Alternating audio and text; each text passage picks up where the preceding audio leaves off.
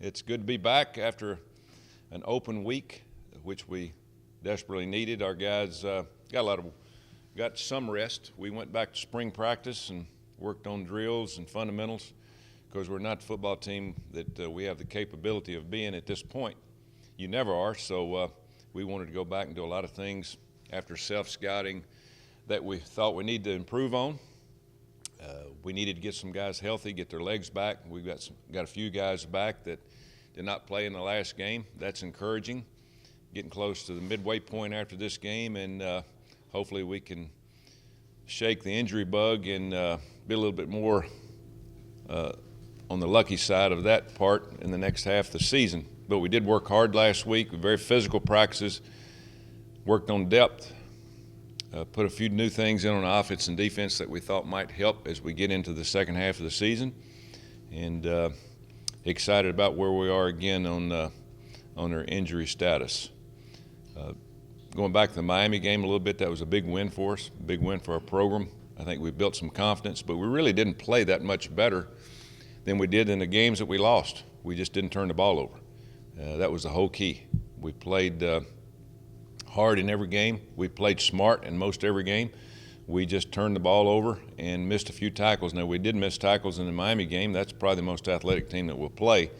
But, just considering how we began the season on defense and where we got, I think we really improved defensively to that point. But again, offensively, we played well all year long, and we just turned the ball over. And then special teams, we didn't make that stupid mistake that we'd made in the 2 or 3 previous games to that point. So now getting to this point, we've had good practices. We're going to have fresh legs. Yesterday was our last real physical practice. Next 3 days before we go to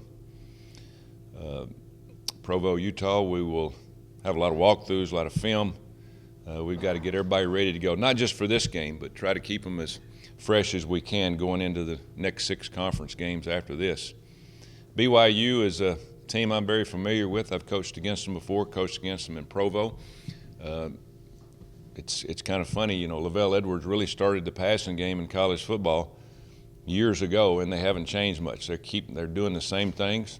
I guess it's guys that either played under him or coached under him when he was there. Lavelle, very good friend, and just talking football with him over the years, he was kind of a guy, along with Bill Walsh, a guy that really got the passing game going to the point of, taking advantage of what people do on the other side of the ball. So, that being said, they're well schooled. These kids go there, know what kind of offense they're going to be in, and they learn every day, the basics of the same offense that they'll run the entire time. And that's what makes for winners. That makes you a very good football team when you grow up in the system, understand it, and you can execute better than the defense can execute against you. Defensively, they're a little different. They 4-man front, 3-man front. They run around, they make plays, they're very aggressive, and a very physical football team. They've played one of the most horrendous schedules that I've ever seen a team have to play. They played some very good teams at home, very good teams on the road. They very unlucky to the point where they lost their quarterback. That was a very good quarterback at the beginning of the season to the same injury, a broken foot or leg, and now they've got a young guy that's come in there that hadn't missed a lick that's really, made their football team a very, very good football team to this point in the season. They have lost a few games, but again, they've played some very good football teams, and they've challenged everybody. So it'll be a tough game for us. I'm excited about going after coming off the Miami win. Hopefully we take some momentum to Provo. We're going to need that. We're going to need to play our best game in front of a very loud crowd. Again, I've been there and been at games, coached at games there, and they love college football. It's a heck of a setting for college football, and this will be a game against a team that's well known to all college football fans across the country. Questions?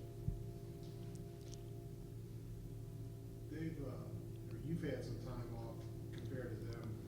How much of a factor is that in game? I mean, Miami last time, they had a lot of time off and you didn't, and you still won. Is that something, is a factor at all? It just depends on your injuries, where they're at and your depth, how much depth that you've built. what kind of experience that you have. You could tell last week their quarterback went down. They brought in a freshman quarterback, and there was a dramatic difference. And then he came back in the game and was able to take them on to the last drive win. So it's tough. It's tough to play that many games in a row. I guess this is 7 for them without a break. And last year we went, if I'm not mistaken, 10. I mean, it's a killer. It really is. And you've really got to depend a lot on your younger guys, inexperienced players, and they've got to grow up quick. But they've been pretty healthy. They've had some guys go up and down and come back, a lot like us. But again, you've got college football. I would say at least 25 to 30% of the games are going to be won by inexperienced players because of injuries. And it's just one of those situations, and that's the reason we had this open date, and we really worked hard with our young guys. We practiced them after practice and drills and working guys that we thought might end up having to be participants, with this football team helping us win games down the stretch. Whether you're willing to share this with us or not, if you've had your last really hard practice, do you have a better handle? Oh, it's pretty much even. There's not a lot of difference. Gunner just got cleared on Sunday. He didn't have the practices at Hayden. I hadn't decided yet who'll be the starting quarterback to this point. Probably won't do that each week because now I feel good about both guys. Our players will know who'll be the starting quarterback at the beginning of the week. I don't believe in, guys going back and forth with one offensive line, two offensive line. But we're in a good situation now that Gunner is cleared, that he can get back 100% and start really concentrating on being the guy. Now, is that going to be this week?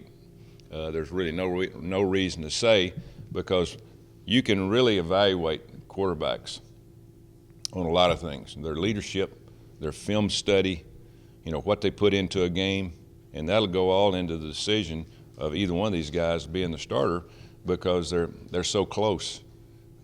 Gunner having more experience, but also turning the ball over more this year. Hayden being the young guy that got off to a slow start against Miami of Ohio, but really has played well in his last 2 games. I'm looking for a quarterback that doesn't turn the ball over, that makes good decisions. But also, a lot of that happens in the film room during the week, how much they study, how much they do on their own, how much they know about the other team, the personnel. And so it's going to be a very competitive situation, with these two. And until one of them separates from the other.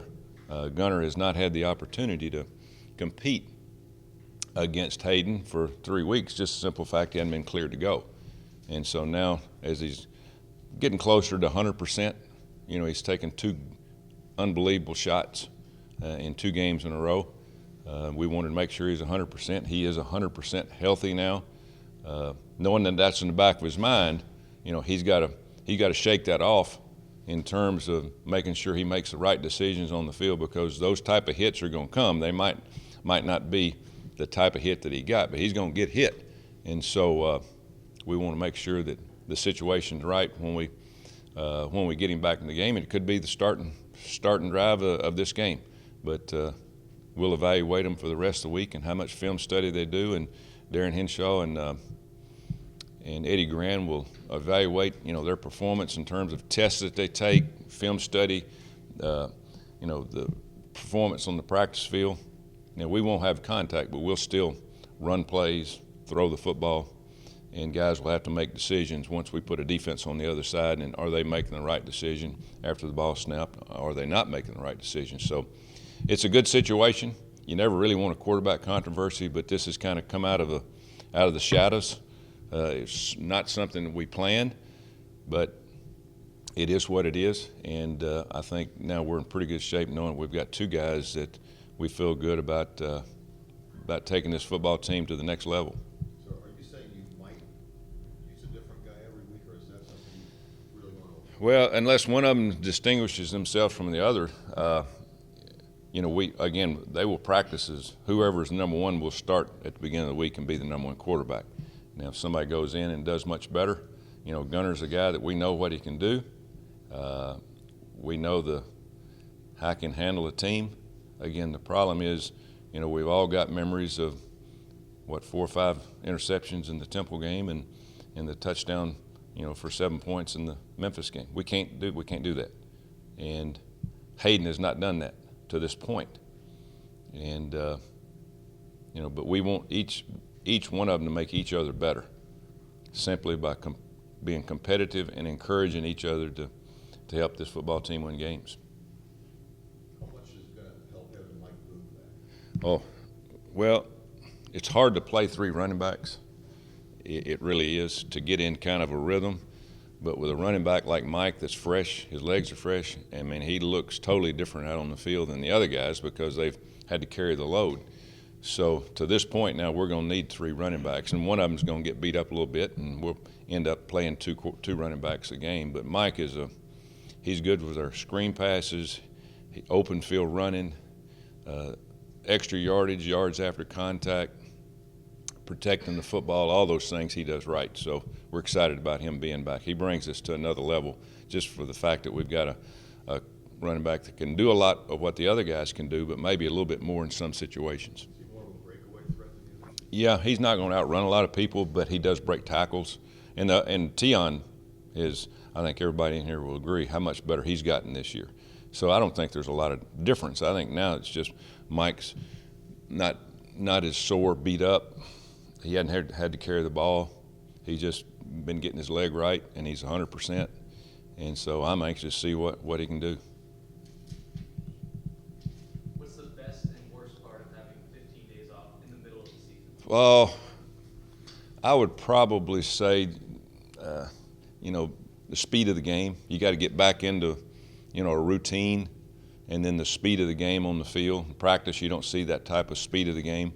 So it's been 2 weeks Thursday that we played, and then we get to play another national TV game. I think that helps. We're not coming back and playing an 11 o'clock game in the morning. It's about the same as what we've been playing, but it's just hard to get that edge back when you've been off for a week. But as we've told our players, I mean, this is as good a team as we played all year that we're going to play on the road. So we've got no reason not to go play hard, play fast, play smart. And if we'll do those three things, the layoff I don't think will hurt us. But a lot of times you see teams come back from an open date and you just don't play as well. But that's the reason in practice we've had very physical practices, and not just kind of standing around and going out there and jogging around without pads on. We hadn't done that at all. We've gotten about a half a spring practice in 15 days.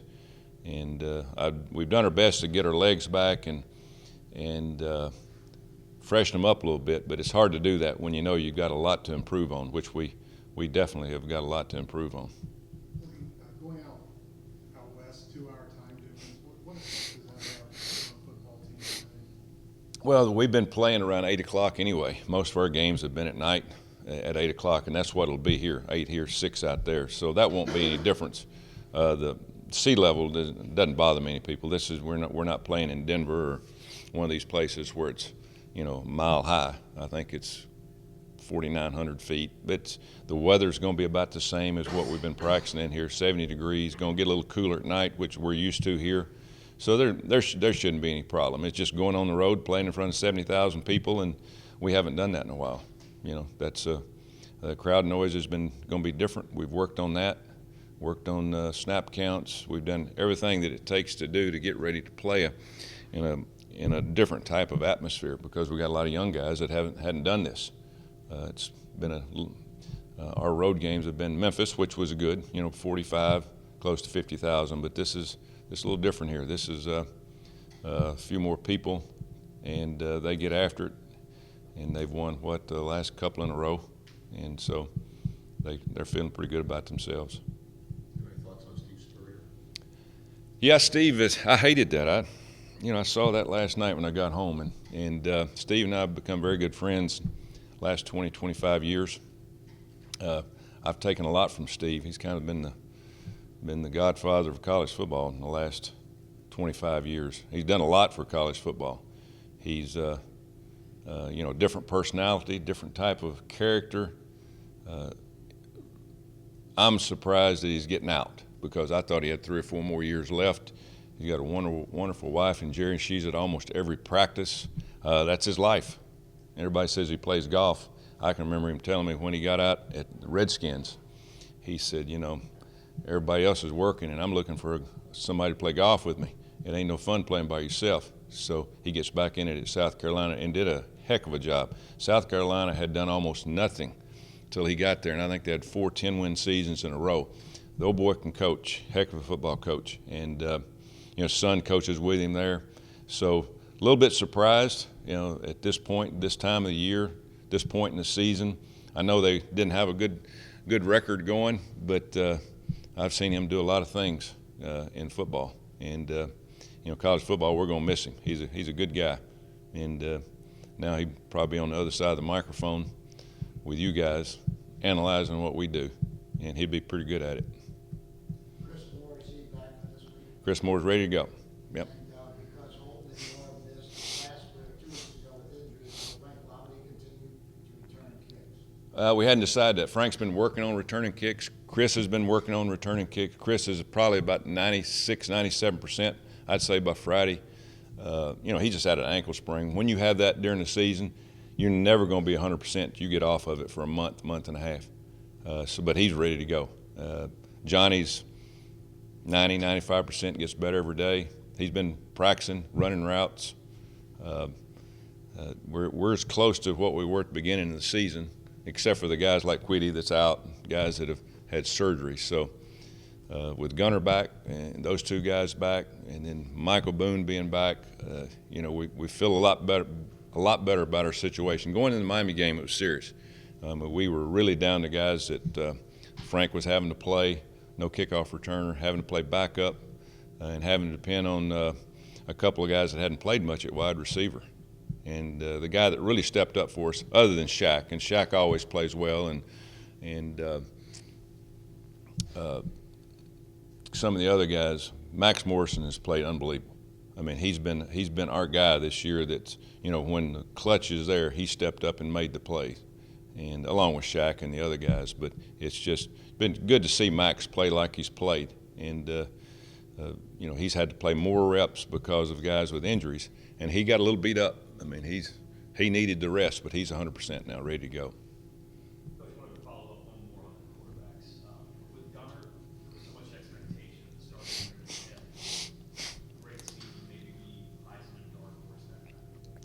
Obviously, it's all the way you plan to get now competition with a younger guy. How's he handling all this? You spent a lot of time around him. How do you take it all this? Not very well, and he shouldn't, because he's a quarterback, and you know, I expect him to be very competitive. And you know, Coach, when I you know, I got to get back in there, and as I told him after, you know, the first week, you know, that was his decision.